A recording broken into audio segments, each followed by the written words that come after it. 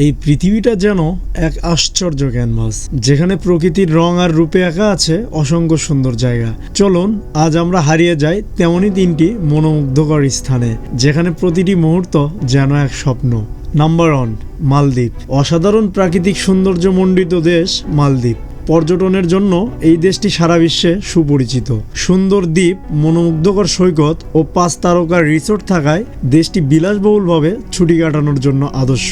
সাদাবালির সৈকত, স্বচ্ছ পানি ও নীল আকাশের জন্য মালদ্বীপের খ্যাতি আছে। সারা বিশ্বে সমুদ্র স্বর্গ হিসেবে ব্যাপক পরিচিতি এই দ্বীপরাষ্ট্র মালদ্বীপের। সাদাবালির সৈকত, স্বচ্ছ ফিরোজা জল এবং বিলাসবহুল রিসোর্ট এটিকে একটি স্বর্গীয় গন্তব্য করে তোলে।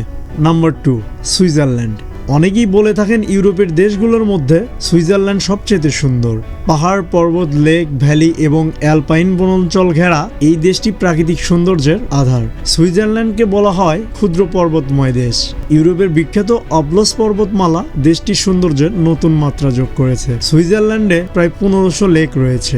মজার ব্যাপার হলো, দেশটিতে গেলে আপনার আশেপাশের 16 কিলোমিটারের মধ্যে আপনি কোথাও না কোথাও একটা লেক পেয়ে যাবেন।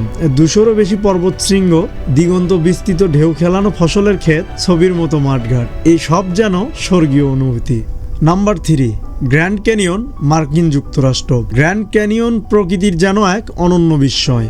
অনিন্দ সুন্দর রুক্ষ পাথরে গড়া এক অতুলনীয় পাথরের স্থাপত্য এই গ্র্যান্ড ক্যানিয়ন। চারদিকে শুধু পাহাড় আর পাহাড়, তারই মাঝে প্রকৃতি তার সকল ভালো লাগা আর অপরূপ সৌন্দর্যের পসরা দিয়ে সাজিয়ে তুলেছে যুক্তরাষ্ট্রের অ্যারিজোনা অঙ্গরাজ্যের অবস্থিত পৃথিবীর সর্বোচ্চ এই গিরিখাতকে। গ্র্যান্ড ক্যানিয়নে আসা পর্যটকদের প্রধান আকর্ষণ হলো সূর্যোদয় দেখা।